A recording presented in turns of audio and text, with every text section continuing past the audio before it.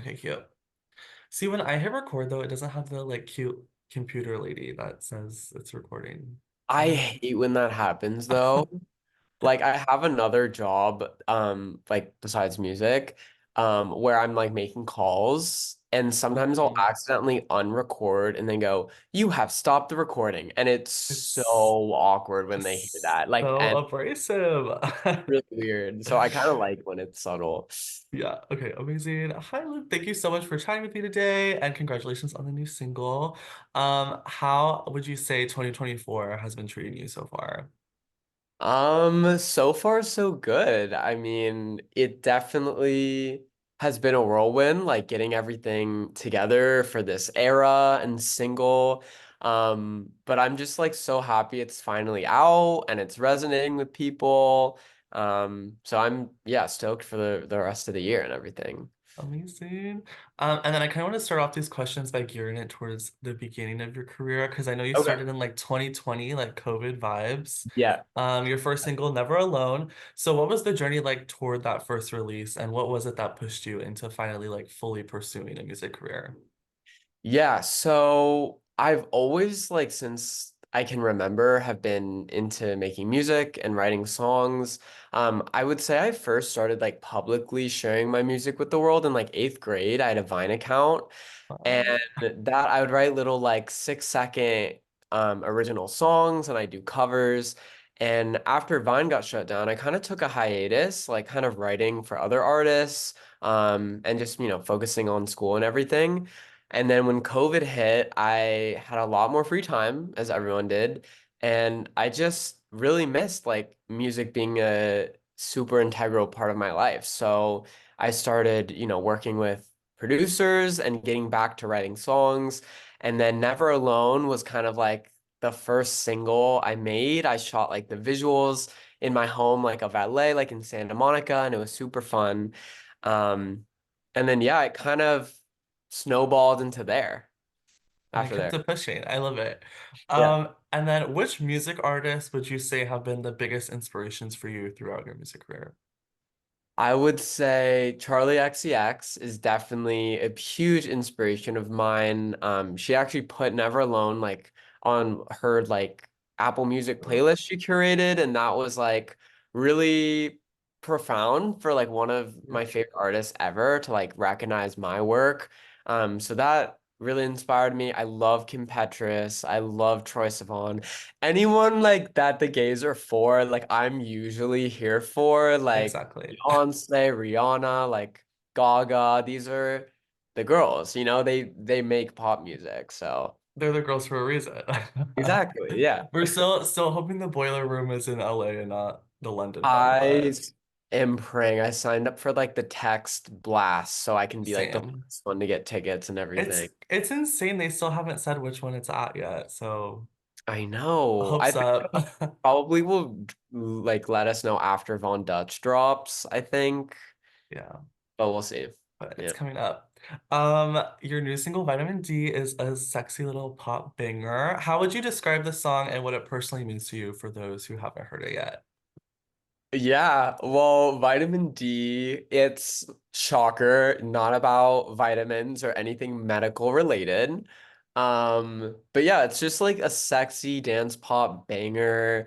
We need more horny pop songs and especially like representation for like gay pop songs that are, like kind of Rush, I feel like was the biggest like mainstream vibe of that, maybe Slut Pop by Kim Petras. Those kind of like that kind of sound influenced Vitamin D.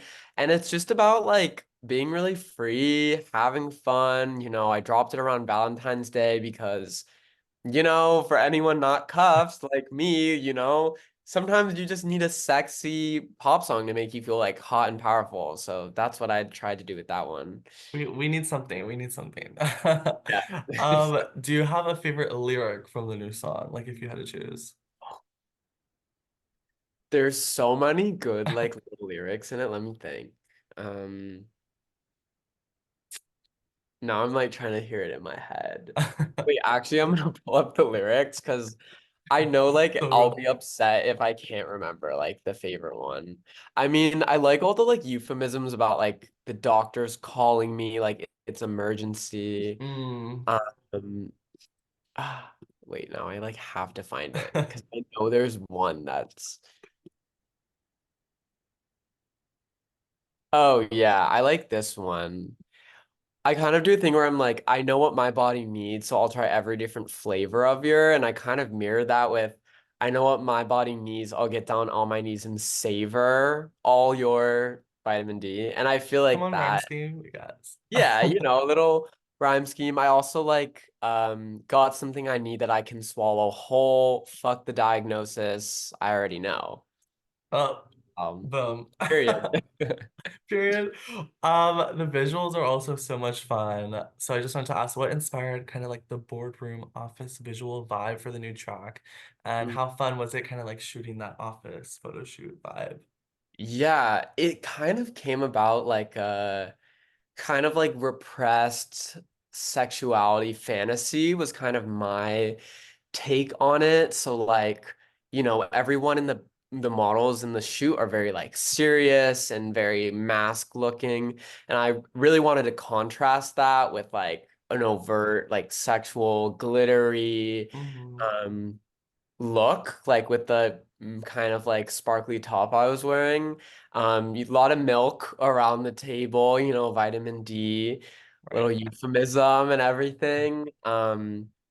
So yeah, I wanted it to be really fun. It was so fun shooting with the models. These are like my friends that, I've known, so they got recruited to be in it, and it was fun shooting like the video too, because at one point they like all put their hand, there's a lyric where it's like put your hands on me, and they all like put their hands on me, and I cannot stop laughing for the life of me, so I'm just laughing in the final visual. And then for part of it I actually shot it in like a real dentist like office, Oh, so that was really cool too, to like wear a robe and like kind of get into like a character, like someone who needs saving through vitamin D. I love it. Come on, dentistry. So yeah, okay, with this new song, you have a lot of songs in your discography now. It's growing and growing. If you had to choose, what would you say has been your favorite song you've released so far and why? Good question. I think Hit and Run is like the most core to like the Mhm. sound I have been searching for and love. I think the lyrics are really clever, and it's just a vibe. Like every time it comes on at like a pregame or like when my friends are getting ready, like people tell me like it makes them feel just so powerful and like loose, and yeah, so I love that aspect of the song. Yeah, I think I agree actually. I think that's probably my favorite too. Taste. It's Um, I'm there, biased, but I'll take it. there's a lot of music coming out this year as well, with a lot more announcements to come from all these pop girlies. What music are you most excited to see released in 2024? Hmm. Well, definitely the new Charlie album and Von Dutch. I Mhm. would say Slut Pop Miami by Kim, but it literally just dropped last night, so I need to Yeah. like give it a good listen.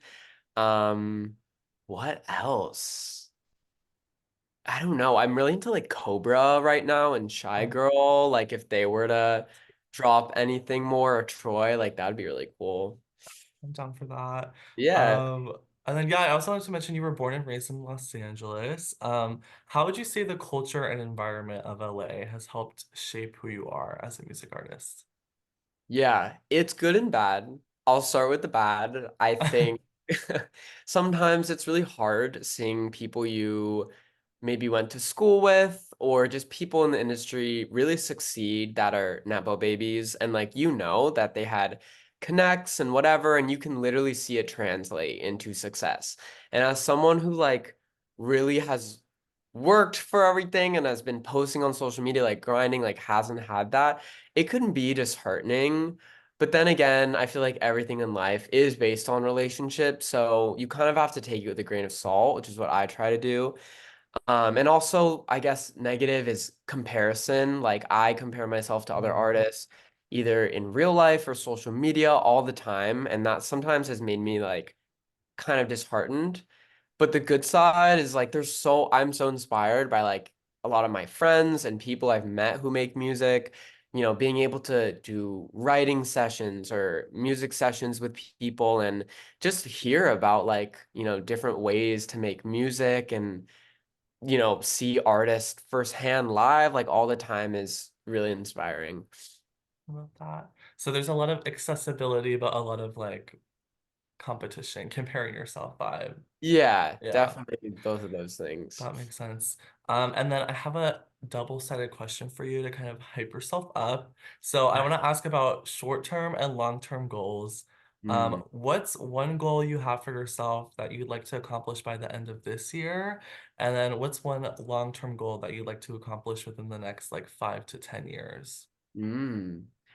Well, a goal I want to play Pride. Like someone book me for Pride, like anywhere. Like I would love to do LA Pride, but that would be so fun. I was supposed to do one Pride in I can't even remember what state it was.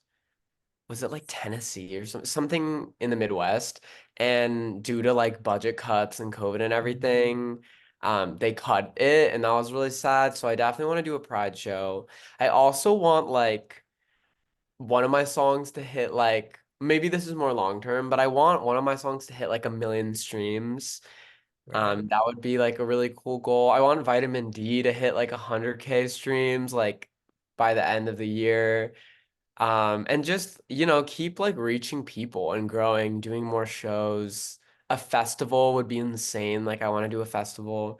And long-term goal too, I want to eventually put out like a body of work. I've really been into like the singles, but maybe like an EP or an album would be cool too. Cool. Like a fun concept moment, maybe. Yeah, yeah. That'd be cool. I Yeah, it's fun to do singles like with my ADD brain, like to focus on one Yeah. thing at a time, one like visual concept and like promoting it on social media. It's easier, but I feel like I love like a good project. So like, Yeah. yeah, that would be fun. That's how I feel like if I was an artist too, I would be like so excited to put something out. So like having to wait for the rest of it to also be done is like Yeah. like I just want to put out the one thing already. I just want to put it out. Like I get excited. I listen to it so much that like I'll get sick of the song by the time it even drops because I'm hearing it 1 million times. So I just want to put it out and yeah, I it's love it. you can Um, really. For sure. And then this is kind of the final question to wrap things up. What would you like to say to your supporters who are streaming your music, engaging with your content, and who are looking forward to what's to come later this year? Well, first, I love you so much. Like, thank you for giving me a chance and playing my music, like wherever, adding it to playlists, like using it, the audio on TikTok, like all of that helps me so much. I've definitely been close to like quitting music just because of frustration, and that really is you guys like keep me going. And, I when I hear like your messages about how it like has affected you or made you have a good time or like made you feel like comforted, like all of that is so impactful. So yeah, keep being on the lookout, more music to come. Oh my gosh, amazing. Thank you so much for chatting with me today. And I'm sending nothing but positive energy your way. Thank you. Thank And you. we'll be streaming. Yay.